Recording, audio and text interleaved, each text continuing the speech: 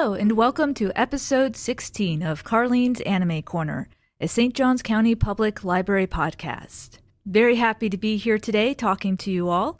It's going to be a great week, despite all the rain that has been forecast lately. But I have discovered something new on Netflix that I did not know there was, which I should have known there was, because of course. But there is Chinese anime. I'm pretty sure it probably has its own word in Chinese, but since I have not been able to find out how to pronounce it, I'm not even going to try yet. Eventually, hopefully, I will learn the pronunciation for that word.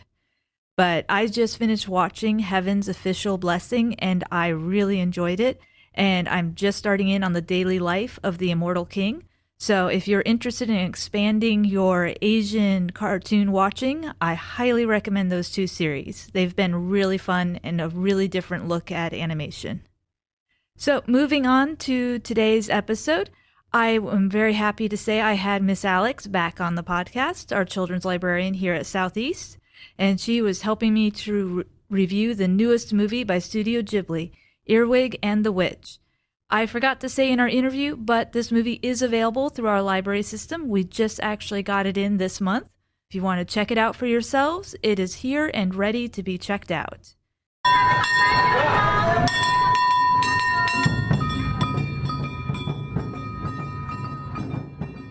Today, I'm going to be discussing Earwig and the Witch by Studio Ghibli. This is a brand new film that just got released in 2020 to Japanese television and in 2021 to DVD in the United States.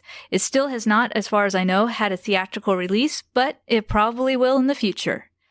Earwig and the Witch is about a young girl named Earwig who was left at an orphanage as a tiny baby. When she reached 10 years old, a mysterious woman named Bella Yaga and the Mandrake come and adopt her and take her to their house. There, Earwig is supposed to be an extra pair of hands for the witch. But eventually, Earwig turns the tables on them. Studio Ghibli. The director is Goro Miyazaki, the son of Hayao Miyazaki. This is also unique because it is Studio Ghibli's first 3D CGI film. Not their first CGI film because they've been using computer graphics in a lot of their movies for years, but definitely the first 3D one. And Miss Alex is here to join me today from the Southeast Library to discuss whether or not Studio Ghibli succeeded at this experiment in changing their style. Hi, Miss Alex. How are you doing today? Hi, Karlene. I'm great. Thank you so much for having me on again. I'm glad you could come back again. So we had a lot of fun last time talking about cats and bananas. So we're going a little bit different this time. We're going to be talking about an orphan and a witch. What were your thoughts on this film as you watched it overall? It was very different from the other Studio Ghibli movies that I've seen, and I've seen quite a few, I feel like. I was going to ask, how you've seen a good deal of their catalog? Yes. I really, really like Studio Ghibli. What's one of your favorites? Probably Kiki's Delivery Service. Okay, oddly enough, one of the few I haven't watched yet. It's been on my list for ages, and I just never get around to it. You have to watch it. Okay, I'm going to say my favorite is a toss-up between Spirited Away and Howl's Moving Castle. Ooh, yeah. Both really good. Yep, most definitely. And something that I really love about Studio Ghibli films is the animation and how everything is drawn by hand. So this was very different. Very different. Although, as I said earlier, a surprisingly large amount of their films had CGI previously. It was just done in the 2D style. Wow, I hadn't realized. I mean, their early stuff, like Kiki's Delivery Service, definitely had mostly hand-drawn. Mm-hmm. But yeah, I was really surprised to find out that they were an early adopter of a lot of CGI technology. Cool. So, if you had to give this film a star rating, what would you do?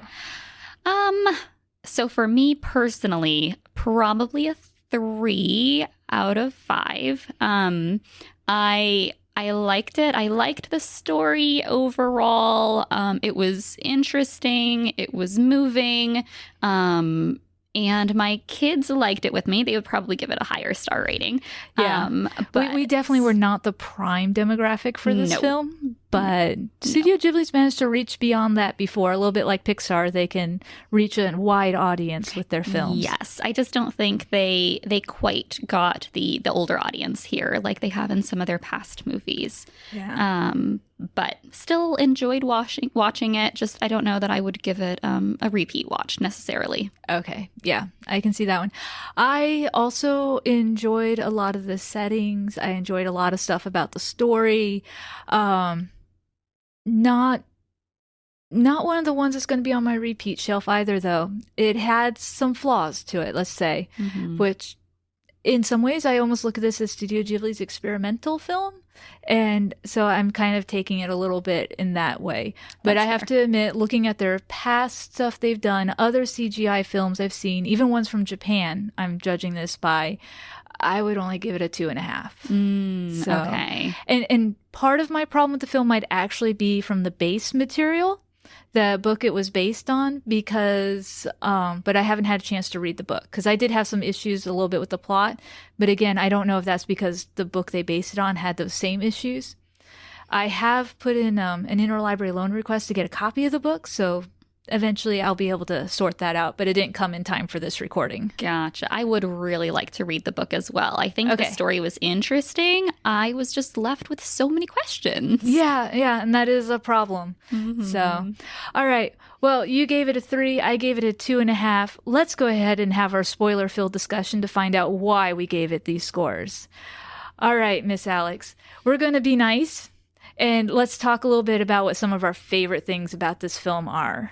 Okay, favorite things. The characters themselves are very interesting. They are. I actually, my favorite character was a mandrake, to be honest. He was cool. I love the grumpy introvert who wants nothing to do with anybody and just play his music and read his books. Yes, and he also really seemed to like good food. Yes. I liked that part of it too. He has these little demons, I guess. I think they call them demons, I think. But they're like, I don't know, they're hard to describe. I think he seems more like a traditional demon, I guess, is what I would say. And these are like his little things that go and do for him. Well, and I love the fact that when they're moving around most of the time, they're just like these little whirlwinds of wind, so you never actually see them. So that was something I really enjoyed with the way they animated them. And when you see them close up, I only really remember details of one of them, and I've watched this movie twice. He was kind of egg-shaped, and he had like half an eggshell on his head. Yes. And at one point, he goes wandering off in the wrong direction, so I was like, he's the kind of not altogether there one. He was really not cute. paying attention. He was really cute. Yeah, so even though they're supposed to be like demons and slightly creepy, they still gave him a little bit of cuteness to them. Oh yeah, definitely. And I just think the mandrake has so many layers, and I really think that they could have delved into that more. Yes. He used to be in a rock band, and so Bella cool. Yaga, the witch that takes Earwig home, she was also part of the rock band and everything. And we know, but I don't know if Earwig ever finds out that the red-haired lady is her mom. Because they never tell her that. So, No. But yeah, apparently Earwig's mom was in the same band, possibly. Yeah, I thought I really enjoyed the way they opened the film. Very exciting. Yes, an exciting car chase. With a motorcycle. Yep, Earwig's mom is being chased by this little yellow car that we see later on, and she gets dropped off at the orphanage, and you've got the cool music playing the whole time. So I love the opening song. Yes. The Don't Disturb Me, the band Earwig, because the band is called Earwig also, just to make life a little confusing. Yeah, a little confusing there. Band and main character of the film, both Earwig. Although the main character, they don't actually call her Earwig for most of the film. She's called Erica Wig, because the matron has decided that Earwig is a horrible name for a little girl.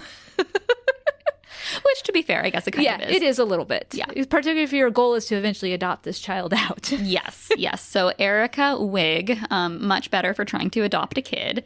But yeah, I really also enjoyed Mandrake. And the cat. The cat was actually kind of funny. The voice actor for the cat was really good. He had that perfect, I don't know, kind of, I don't care about you, but I want to get my own way on everything type attitude. Very much like basic cat vibes. Yeah, very, very well done with the cat. Yes.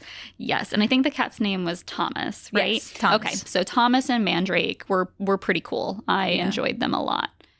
And the setting was cool. The inclusion of the band and with the flashbacks with the band, I liked. So one of the complaints I heard about this movie online was the fact that so much of it takes place in one house. And they're like, it gets boring because you're only in one spot. But I never felt bored with the witch's house. Maybe it's because of all the little details that were in like the potion room and everything. Yes, and the fact that the house changes. Yeah, because it's like she puts a screwdriver through the wall of her bedroom and she looks through it and she sees the Mandrake on his piano. But then she goes around to the other side of the wall and she sees the screwdriver sticking out of the bathroom wall.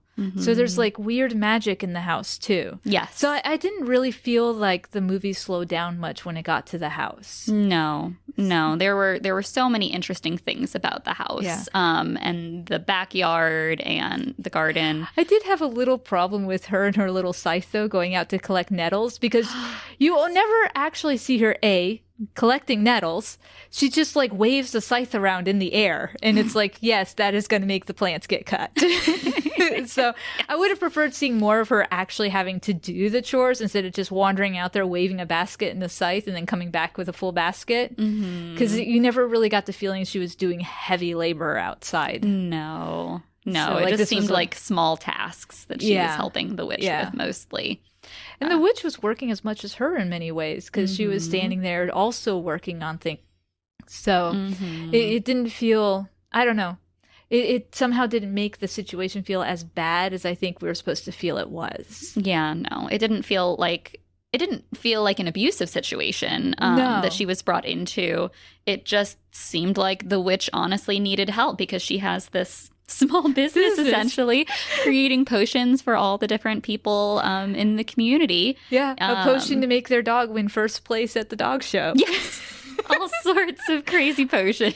Wasn't there one that like makes it rain on your neighbor's birthday party or tea or something like that? And just little things to make the help the neighborhood aggressions. Yes, maybe that's more helpful than being passive aggressive. Maybe the witch is really, really helpful to the community. They seem to like her. I do like her whole point that my customers are respectable people. I am not going to fly on a broom in front of them. Yes. When Earwig asked her if she was going to use her broom to make her deliveries. Yes. Yes.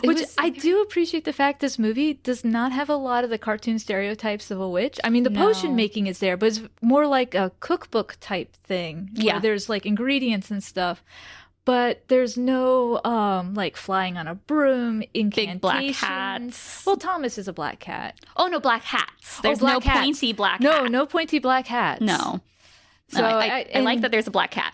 Yeah, you need a black cat. I'm sorry, that's necessary, and a giant cauldron. Yes. So, but yeah, I like the fact that Bella Yaga, if you just met her on the road, she looks a little weird, but she doesn't look like a witch. No. So, I did like that fact. Yeah, there were no stereotypes, I feel like, in this, including the main character. Because she was so different from any other protagonist from Studio Ghibli films. But a part of me didn't like her. Yeah, same. She's very manipulative. Yes. Like, she doesn't want to leave the orphanage. And I can't decide if it's because she, A, actually likes the people there, or B, just because she's got them all wrapped around her finger and she gets whatever she wants. And it's not just even the feeling of it. I think at some point she actually verbalizes. Oh, multiple times. Yes, that she can make anybody do what she wants. Yes. And that's why she doesn't want to go to another home where there's only like one or two other people to do what she wants. At the orphanage, she has all of the adults and all of the kids. Everybody do what she wants. All the kids, all the adults, everyone. Yeah, so she's a little bit unlikable as a character for that reason. But then they make her like, because she gets all the kids to go dress up as ghosts at the very beginning and dance in the graveyard. But then when they're getting in trouble for it, she stands up and says, "Oh no, it was my fault." because she knows she can wrap the matron around her little finger and nobody will get in trouble. So in some ways, she does look out for the other kids. She does, yeah. But and part of me wonders if this is just the result of her situation. Maybe this is her coping mechanism in that she, it's just her when it comes down to it, and this is how she takes control over whatever situation that she's put in. But I can see that, but it makes it hard to decide if she actually really likes people or not. Yes, because as I said, she seems to really like the matron, but the only sign I get that she likes the matron for being the matron and not because she can manipulate the matron is the fact that when she goes to her new home, she puts a picture of the matron up on the mirror. Yes. And that's the only sign you have that she actually likes the matron for being the matron. Exactly. If that makes sense. Because she doesn't get anything for putting the matron's picture up. That's just for her because that room is just hers, which she realizes. And so that's a glimpse into, okay, she really does care for the matron. Yeah. But even between her and the mandrake, because she does eventually turn around the dynamics in the house, but she does it through manipulation and flowery compliments that aren't really, I don't know, and sincere. Okay, so she was never, the whole fry bread scene. When she was asked to make fried bread, and she literally fills the entire pan full of oil and makes this burnt, disgusting stuff. I think she purposely did that on purpose to make the mandrake angry. Yeah. And that kind of was like, she's purposely sowing dissension in the household because she knows Bella is afraid of the mandrake. If she can get the mandrake on her side and angry at Bella, then her life will be easier. Yeah, that's not the best. And the thing is I really like the mandrake. He could use the help that she gives him and bring him out of his shell.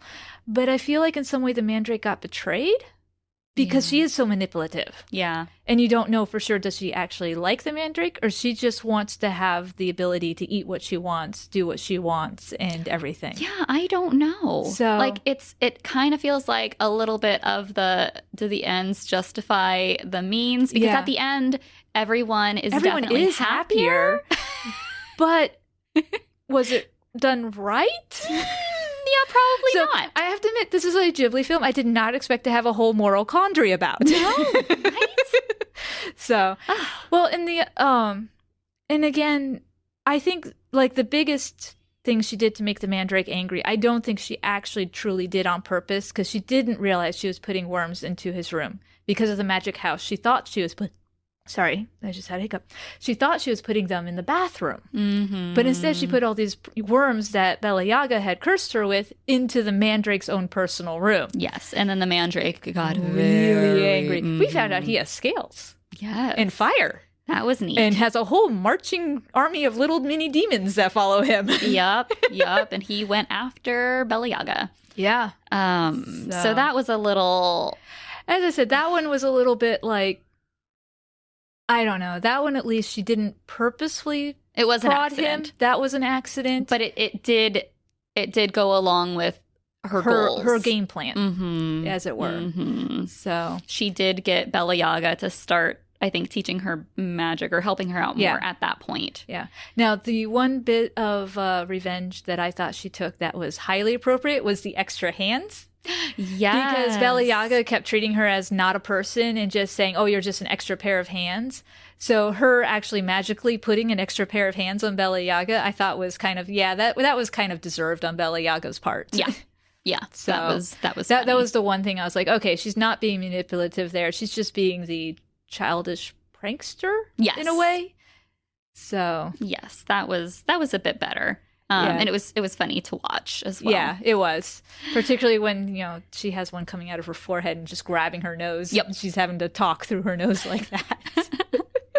Yes. So. But the rest of it was just kind of, I don't know, still trying to wrap my head around it. As I said, I'm still not sure I actually like the main character, which is part of why I had a problem with this movie. Yep. And as I said, I don't know how much of that is the movie. Mm-hmm. I don't know how much of that is the book that it was based on. That's fair. So that's kind of why I want to read the book before I completely condemn the plot, if that makes sense. That's fair. Though something that was totally in their control was the animation style, which I'm not in love with. It reminded me a lot of a video game, like specifically Studio Ghibli released the Ni no Kuni video game, and it looks very similar. I have not actually played the Ni no Kuni games, so I don't know what they look like. They've got 2 now. So, it's kind of that animation style. Okay. Which was just weird in a feature film for me. I was okay. I was okay with some of it. Like a lot of the background shots and stuff like that, I was okay with. But when the 2 things that bothered me the most about the animation were the people's hair. Yeah. Because it felt very rigid and plasticky, like it didn't really move at all. And in hair, it's more noticeable than in some other things, I think. And the other thing was Thomas, the cat. He literally looked like he was made out of Play-Doh half the time, or clay. He had that weird, smooth look, and he had no fur. Yeah, no, he didn't look furry like a cat should look. Yeah, he just looked slick. Yeah, and plasticky, or like a Play-Doh or a clay or something like that. It reminded me a lot. There was this show I used to watch ages ago when I was a little kid called David and Goliath, and it was a stop motion clay show. Think a little bit like Gumby type idea. And to be honest, a lot of Thomas's design reminded me of the dog in that show, because they didn't have fur, because it was a clay show. Yes. So, which is acceptable in clay stop motion animation, but this is not that. Well, in early CGI, I was more forgiving of stuff like that, but I looked it up. Ice Age, which came out, I think, in 2001, the mammoth and the saber-toothed tiger were furry. Yeah, they had fur. This is old technology to create fur. Yeah, we're 20 years later now. It should look better. Yeah.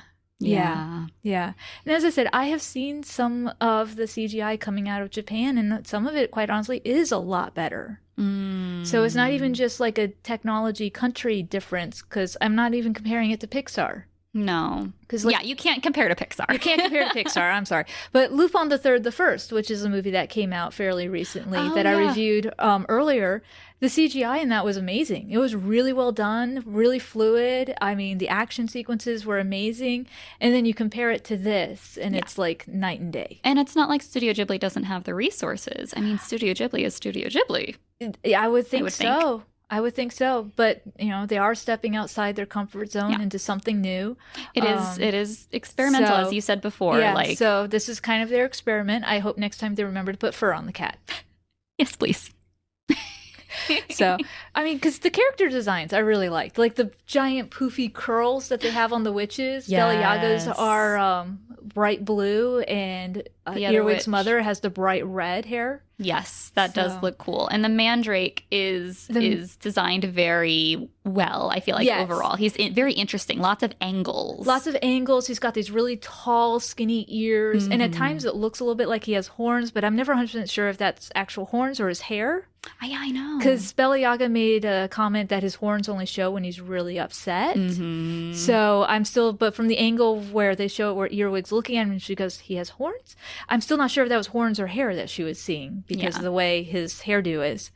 One thing about the Mandrake I really loved on his design, and I think they did a great job with his animation were his eyes.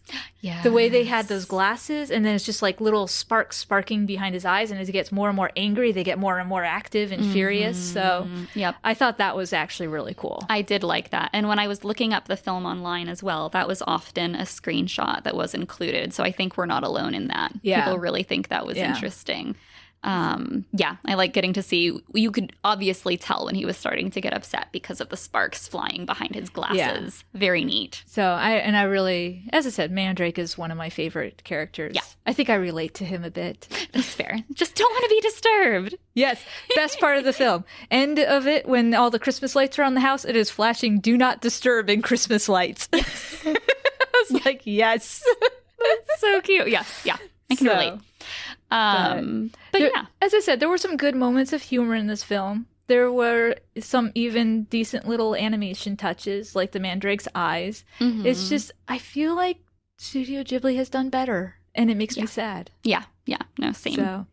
And the hidden plot was one of my favorite parts, but we never find out what's going on. No. Because the whole story about apparently Earwig's mom is on the run because she angered this 12 elder witches.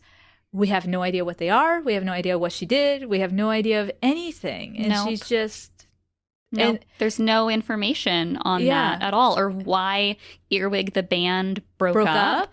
What they did. Yes. I'm going to guess it probably involves baby Earwig at some point. Maybe. Or did they break up and then she went off and that's when Earwig happened? I don't know. And why were they chasing her at the end? Because I assumed it was the 12 witches chasing her. Yes. So why were her own bandmates chasing her? Because then we see the same car in the basement. That's right. Yeah. So it's very confusing. And there's also a scene in which the three bandmates are in that car together and they seem happy. They're going down the road. Singing along. Yes. And then Earwig's mother bends down and it looks like she's about to kiss Mandrake. Yeah. But Bella Yaga moves the car and it doesn't happen. And everybody goes back to smiling and singing like that never happened. So you gotta wonder. So they hint at a lot that they never actually explain. And I think what the story they're hinting at is actually better than the one we got. Yes. In a sad I said, way. just so many questions. Yeah. Well, let's talk about the ending. Okay, the ending. This movie feels unfinished. It does. So it feels like the first chapter. Yes, it's crazy. Earwig has this friend named Custard. Weird name. Yes, this little It was Custard quiet... even in the Japanese. Okay. This little quiet boy at the orphanage who she kind of bullies? Yes, kind of a little bit. Bullies and pushes him around and she kind of adopts him as a friend, even though it doesn't seem like they would be a likely match. So she's been trying to convince him to come and visit her in her house, and he hasn't wanted to come by. She's been there, I think she says she's been there now for 6 months. I think so, As the witch's apprentice, I guess, in a way now. Yes. So she's been trying to convince him, and it's Christmas, and we see Custard outside, and I think he has a gift, right? I remember he has a present, and he's hovering outside the gate trying to make up his mind whether or not he's going to go in. Which I have to admit, if you have giant flashing lights above your house that say do not disturb in Christmas lights, I would hesitate to go into. That's fair. So he's got to build up his courage. But he ends up deciding to go up to the house. But then we also see right behind him at the door is the red-haired witch, Earwig's mother. Yes, and the third member of the band. Yes. And they ring the doorbell, and the movie ends. What? Okay, what happens next? Again, this is where I'm really curious what the source material of the book is, because does the book end that way too? Why did the author choose to end the book that way? Yes. And is she ever planning on writing a sequel? I have to know. I want to know. Yeah. Who is Earwig's father? Yeah, we that's don't a know big that question either. too. Does she have a father? We don't know. Well, apparently Earwig does have a gift for magic, though, because she's able to successfully do 2 spells, we see. That's true. That's true. So at least she gets that from her mother, I'm assuming. Yeah. I don't know. But yeah, there's so many questions. Is Earwig going to find out that that's her mother? Is she going to find out that all of them were in the band together? In the last 6 months, did somebody actually tell her that the red-haired midge is her mother? I don't know. Or do Bella and the Mandrake not even know that's her mother? That's fair. Because they don't know that... I don't think they know that she dropped this baby off at that orphanage. Is it some crazy coincidence that they picked her? But there was something about her that the Mandrake said, take that one. Mm-hmm. So I wonder if it was because they sensed that she had some witch ability or something. Perhaps. But none of that was talked about. No, not at all. So we're just left with all these questions. Hopefully there's a sequel. Well, kind of hopefully. I don't know. Not sure how to feel about it. Yeah. As I said, 2.5 stars. Yeah. So, but you said your kids really liked it. Yes. Yeah. So they did enjoy watching it. I'm sure they're not as picky as I am in their animation style. Probably not, going by some of the kids' cartoons I've seen. No. I mean, some are amazing and some are like, okay. Exactly. But these are kids who like to watch other people play video games. But then I also grew up in the era where half the characters didn't actually move in order to save money. So yeah, that's fair. Any animation today is probably better than what I had. Yes, they did enjoy it. They liked seeing all of the characters and the talking cat and the magic. And it was exciting. They did say that it was a little bit scary. When the Mandrake gets angry. Yeah. I saw that scene. I was like, that's why this is rated PG. Because most of it, I was like, why is this rated PG? I'm not seeing a whole ton of... Because it said rated PG for scary images. And I was like, not a whole ton very scary has No. happened yet. And then the Mandrake got angry. I was like, that would count. There it is. There it is. That was pretty scary for little ones. Yeah. I mean, if you're 10 and older, I don't think it would be a problem. No. So No, but for my 6-year-old, it was a little scary, that bit. But otherwise, he and his brothers. With a good ending, though. So Yes. it unscaried fast. Yes, exactly. The scary bit didn't last very long. And even when she's, working on potions and doing things against Baba Yaga, like none of that is scary at all or comes across scary. It's just, silly. Yeah, silly, or just like her staring angrily at Bella while she's grinding rat bones or something like that. It's just, none of it's like scary. And as I said, none of it doesn't make Earwig's life seem all that hard, if that makes sense. Which is why I, again, have some issues with how manipulative she was, and I wonder if she wouldn't have gotten further in a different way. But then maybe she wouldn't have. Yeah. So there's just... And that's the only way that she knows to exercise control over her situation. So I as I said, up in the air. Yep. But your kids would probably give it, what, 4 stars? Probably, yeah. -1 star for Scary Mandrake? Yes, let's say that, yeah. 4 out of 5 for the kids. 4 out of 5 for kids. Yep. All right. Well, thank you so much for joining me today to talk about this movie, Alex, and thank you for being a good sport and watching it, because I have to admit, I handed it to you and I hadn't even seen it yet, so I was just like, I hope this is good. Yep. We'll see. No, I enjoyed watching it. It was a good use of, 90 minutes? Yeah, I think it was only about 90 minutes long. Well, maybe a smidge less. Yeah. So. No, it was good. It was good. Thank you for having me on again. It's amazing how little happened in 90 minutes, but it still didn't feel like a 90-minute film. No. Because I would say a good half hour of it was just Earwig puttering around in the witch's potion room. Yeah. So, yeah, there wasn't a whole lot of action there. Yeah, not a lot of plot, not a lot of action, which, considering it started with a car chase. Yeah. Not a lot happened after that. No. No. So, but anyway, thanks again for joining me, and hopefully we can have you on again sometime when I have another film I want your kids to check out. Looking forward to it. Yay. So, bye. Bye.